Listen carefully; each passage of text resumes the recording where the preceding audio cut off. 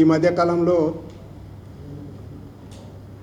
రాష్ట్ర ముఖ్యమంత్రి రేవంత్ రెడ్డి గారు ఏం మాట్లాడుతున్నాడో, ఎందుకు మాట్లాడుతున్నాడో, సోయి ఉండి మాట్లాడుతున్నాడో, సోయి లేక మాట్లాడుతున్నాడో అర్థం కావట్లేదు. ఎక్కడ చూసినా తెలంగాణ ప్రజలు ఇదే చర్చ చేసుకుంటారు. అసలు ఈయన ముఖ్యమంత్రి ఎందుకయిందా, ఎందుకు చేసినామా, పొరపాటు చేసినామా, ఒకటి అనుకుంటే ఒకటి అయిపోయిందా, ఇదే చర్చ ఏ రచ్చబండ కాడ చూసినా, ఏ ఊర్లో చూసినా. ఏ ఒక్క నిర్ణయాన్ని కూడా తీసుకోలేనటువంటి అసమర్థ ముఖ్యమంత్రి ఎవరంటే ఈ తెలంగాణ అంటే ఉమ్మడి ఆంధ్రప్రదేశ్ చరిత్రలో కూడా రేవంత్ రెడ్డి వాడే మొట్టమొదటి వాడు అనేటువంటి విషయం ఈ సందర్భంగా గుర్తు చేస్తూ ఉన్నాం. ఈ మధ్యకాలంలో పార్టీ మీటింగ్లలో కూడా మాట్లాడుతున్నాడు. పార్టీలో మొత్తం అసంతృప్తి ఉన్నది అనుకుంటూ నా పైన కూడా అసంతృప్తి ఉన్నది. ఇది ఎక్కడో మాట్లాడింది కాదు, కొత్తగా ఇన్ఛార్జ్ వచ్చిన మీనాక్షి నటరాజన్ మీటింగ్లో మాట్లాడాడు. ఓ ముఖ్యమంత్రి అసంతృప్తిని ఎట్టదల్లార్చాలో చెప్తలేడు, నా పైన కూడా అసంతృప్తి అని మాట్లాడుతున్నాడు. నేను చిన్నప్పుడు చదువుకుంటున్నప్పుడు ఎడ్యుకేషన్ సైకాలజీలో ఒక టర్మ్ ఉంటుంది, అది ఫ్రాయిడ్ స్లిప్ అంటారు దాన్ని. ఫ్రాయిడ్, సిగ్మండ్ ఫ్రాయిడ్ అనేటువంటి ఎడ్యుకేషన్ సైకాలజిస్ట్ ఉంటాడు, చాలా ఫేమస్ వరల్డ్ సైకాలజిస్ట్.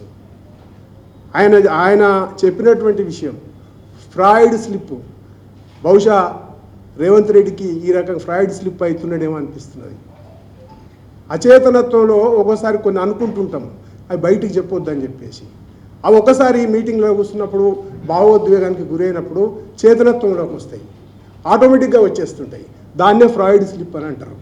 బహుశా ఈ డిసీజ్ ఇవాళ రేవంత్ రెడ్డికి వచ్చిందేమని చెప్పేసి అనిపిస్తూ ఉంది. బహుశా తెలంగాణ ప్రజలందరూ కూడా ఇది చర్చ చేసుకుంటున్నారు. తర్వాత నేను ఏమిటికి పోయిండా, ఆయన విహారయాత్రకు పోయిండా, లేకపోతే దోస్తులను కలిసి దావత్ చేసుకుంటాను పోయిండా, ఏం చేసిండు ఆయన? వనపర్తికి పోయిండు, పాత దోస్తులను కలుసుకున్నాడు, ఆడ తిన్నాడు, ఇంకొక ఆడికి పోయిండు, ఇంకొకడు పెట్టుకుండు. కాలి చివరికి ఆ ప్లేసు పోయి ఆవేశంగా ఉగ్ర రూపంతో చెమటలు కారుతుంటే ఎందుకు పోయిండు, ఏం మాట్లాడుతున్నాడు కూడా. ఒక ఎన్డీఆర్ఎఫ్ సైంటిస్ట్ ఒక మాట అన్నాడు, ఏమన్నాడు, ఇంత పెద్ద టన్నల్ ఎక్కడ కూడా సాధ్యం కాదు, ఇది ఎట్లా పర్మిషన్ ఇచ్చిర్రంటే అర్థం చేసుకున్నాడో తెలియకుండా world biggest project, world biggest tunnel అంటున్నాడు రేవంత్ రెడ్డి. అంటే ఏమర్థమైందో రేవంత్ రెడ్డికి అర్థం కాలే. ఇటువంటి టన్నల్ ఎక్కడ ఉండదు, చేయకూడదు అన్నాడు ఎన్డీఆర్ఎఫ్ ఒక సైంటిస్టు. దాన్ని అది పూర్తి అయిందో లేదో చిట్చాటు మాట్లాడుతూ ఇది వరల్డ్ బిగ్గెస్ట్ టన్నల్ అట. అందుకని దరిద్రం ఆలోచన చేసింది. ఒక 5 సంవత్సరాలు ఒక ప్రాజెక్టు సొరంగం దొవ్వి ఆపేసిన తర్వాత రకరకాల మౌంటైన్ లేకపోతే ఒక పర్వతం కింద లేకపోతే ఒక కొండ కింద సొరంగం దొవ్వి ఒక 5 సంవత్సరాలు ఆగితే రకరకాల మార్పులు వస్తాయి. జియోగ్రఫికల్ సర్వేలు అంటే విపరీతమైనటువంటి మార్పులు వస్తాయి. విండ్ వెలాసిటీ కాంచి మొదలుపెట్టుకుంటే భూమి పొరలలో మార్పులు అనేకం వస్తాయి. మళ్ళీ కొత్తగా చేయాలనుకున్నప్పుడు ఏ ఇంగిత జ్ఞానం ఉన్నటువంటి వ్యక్తికైనా మళ్ళీ దీన్ని ఒకసారి రీస్ట్రక్చర్ చేసుకోవాలా, డిపిఆర్ చేసుకోవాలా, ఇవన్నీ చేసుకోవాలి.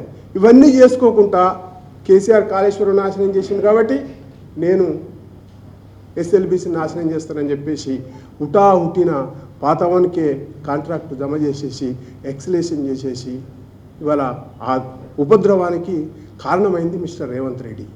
దాన్ని కప్పిపుచ్చుకుంటేందుకు ఇష్టం వచ్చినట్లు ఎడా పెడా ఎవరిని పడితే ఆడ అసహనం అంతా వెళ్ళగక్కుతా ఉంది. కప్పం కట్టనీకి ఇవాళ ఢిల్లీ రెడీగా ఉంది, వాళ్ళ ఖర్చులు ఎత్తలేవు. రాహుల్ గాంధీ టీం ఏం సంగతి, ఈ నెల ఇచ్చే బకాయిలు ఇస్తలేవు అని చెప్పేసి వాళ్ళు అడుగుతారు.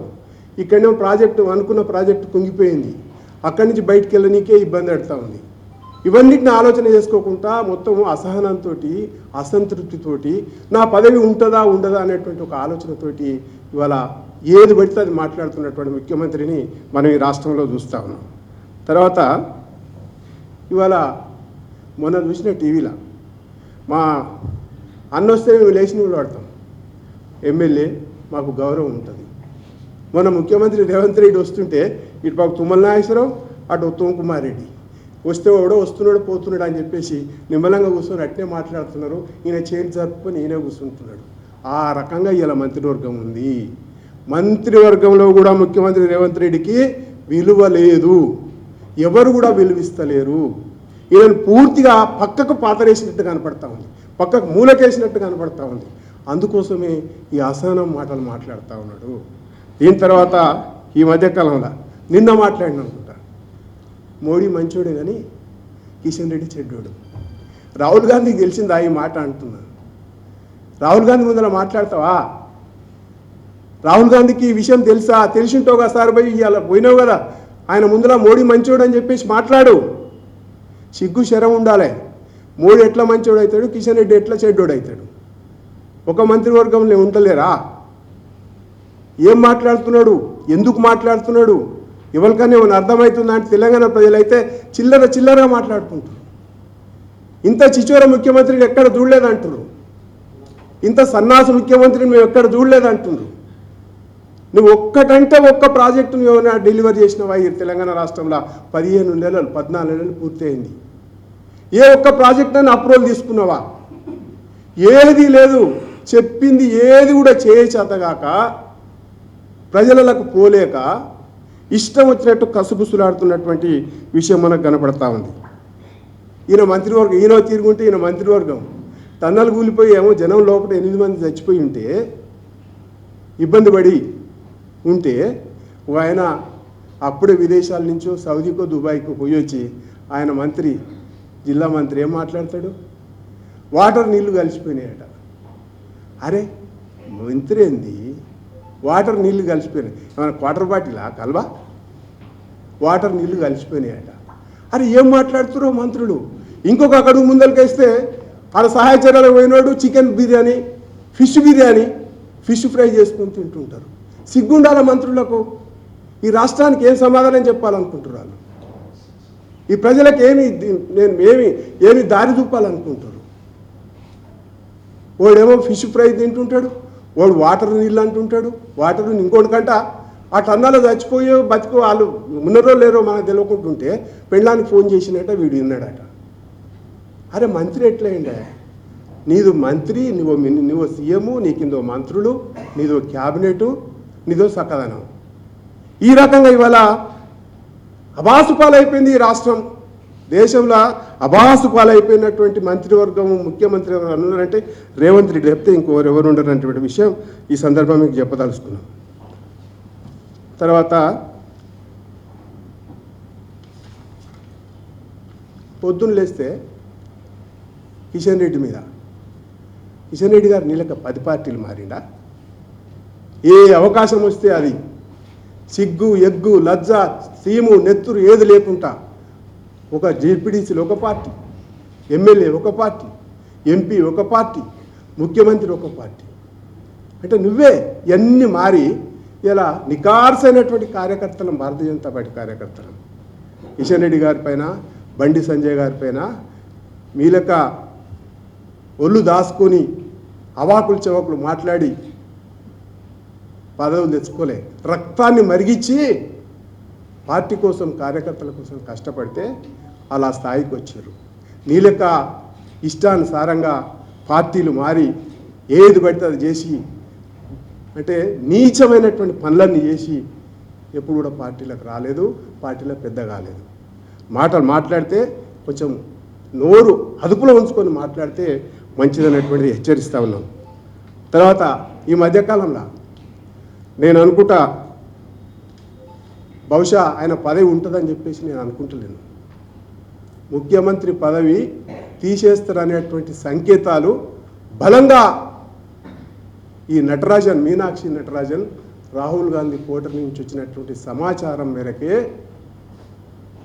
ఇవాళ ఈ ఇష్టానుసారంగా మాట్లాడుతున్నాడు తప్ప మరొకటి కాదు. బహుశా పదవి భయము ఆయనకు పట్టుకుంది. ఎందుకంటే ఎప్పుడు కూడా పదవి లేకుండా ఉండేటువంటి మనస్తత్వం కానీ అంత శక్తి కానీ ఆయనకు లేదు. ఆయన మాటలు మాట్లాడుతున్నాడంటే ఇవాళ విపరీతమైనటువంటి భయంతో పదవి పోతుంది అనేటువంటి ఆలోచనతోటి ఇలా మాట్లాడుతున్నాడు. కాబట్టి కిషన్ రెడ్డి గారి పైన కానీ సంజయ్ గారి పైన కానీ సూర్యుని మీద ఉమ్మేస్తే ఎవరి మీద పడుతుంది? మళ్ళీ వాని మొక్క మీదనే పడుతుంది. రేవంత్ రెడ్డి కడుక్కోవడానికి కూడా నీళ్లు ఉన్నాయో లేవో చూసుకో. నువ్వు గాండ్రించి ఉంచుతున్నావు, అది నీ మీదనే పడుతుంది అనేటువంటి విషయం హెచ్చరిస్తా ఉన్నాం. తర్వాత రేవంత్ రెడ్డి చదువుకున్నాడో మరి చదువుకోలేడో నాకు అర్థమవుతలేదు. కానీ ఈ భాష, ఈ తిట్ల పురాణం చూస్తే ఏమవుతుందంటే రేవంత్ రెడ్డి రాజకీయ నిరక్షరాస్యుడని మాత్రం స్పష్టంగా చెప్పదలుచుకున్నాం. రేవంత్ రెడ్డి రాజకీయ నిరక్షరాస్యుడు. రాజకీయం అనేటువంటి చదువు అంటే ఏందో తెలియదు. రాజకీయం అంటే ప్రజలకు మేలు చేస్తామనేటువంటిది తెలియదు. కేవలం నేను, నా పదవి, నా రాజదర్పం, అహంకారం అనే రకంగా కొత్త నిర్వచనం ఇస్తూ ఉన్నాడు. ఇటువంటి ముఖ్యమంత్రి, ఇటువంటి దౌర్భాగ్య ముఖ్యమంత్రి, ఈ రాజకీయ నిరక్షరాస్యుడిని తెలంగాణ ప్రజలు చీదరించుకునేటువంటి రోజు చాలా దగ్గరలో ఉన్నటువంటి విషయం ఈ సందర్భంగా తెలియజేస్తాం.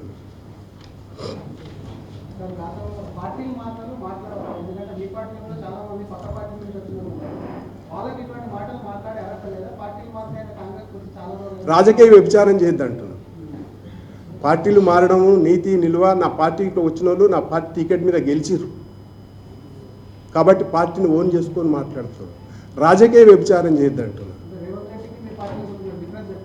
రేవంత్ రెడ్డి అంటాడు పార్టీ ఒక మనిషే కాదు, ఆయనకు ఒక నిబద్ధతే లేదు, ఒక రాజకీయ నాయకుడే కాదు, ఒక సిద్ధాంతపరమైన అవగాహన ఉన్నోడు కాదు, కేవలం పదవే నాకు కావాలి అనేటువంటి ఒక అవకాశవాద రాజకీయవేత్త, రాజకీయ నిరక్షరాస్యుడు రేవంత్ రెడ్డి.